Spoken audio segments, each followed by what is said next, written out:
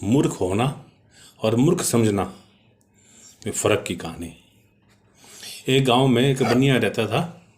उसकी बुद्धि की ख्याति प्रशंसा दूर दूर तक फैली हुई थी। एक बार वहाँ के राजा ने उसे चर्चा पर बुलाया। काफ़ी देर बातें करने के बाद राजा ने कहा, महाशय आप बहुत अक्लमंद है, इतने पढ़े लिखे भी हैं, और आपका लड़का इतना मूर्ख क्यों है? उसे भी कुछ सिखाए ना। तो उसने सोने चांदी के मूल्यवान के बारे में यह भी नहीं पता, यह कहकर राजा ने उनसे बात की और हंसे। बनिए को, उस महाशय को थोड़ा बुरा लगा। वह घर गया, अब लड़के से पूछा, बेटा सोना और चांदी के मूल्यवान में जो को क्या है मूल्यवान, तुम्हें पता नहीं क्या? तो बेटे ने कहा, सोना पता है मेरे को।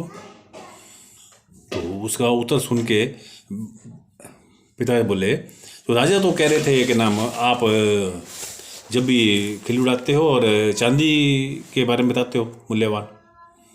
लड़के समझ में आ गया। वह बोला, राजा गांव के पास एक खुला दरबार लगाते हैं जिसमें सभी लोग वहाँ पे इकट्ठे होते हैं। यह दरबार मेरे स्कूल के जाता हूँ मैं, तो रास्ते में वो पड़ता है।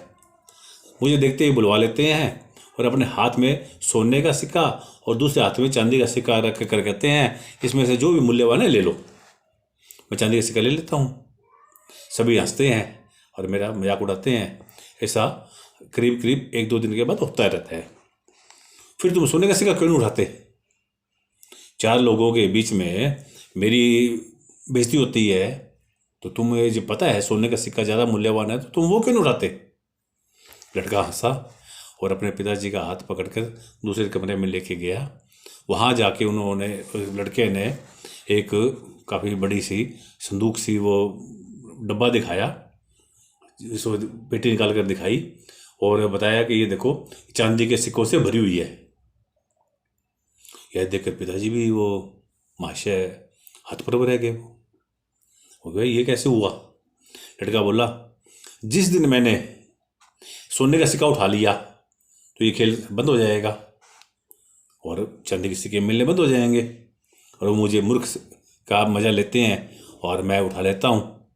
तो मेरे को ये रोज़ उठाने से एक इतना बड़ा पेटी अपनी भर गई है, और जिसमें सोना उठा लिया तो मूर्खपना खत्म हो जाएगा, दोबारा वो देंगे नहीं।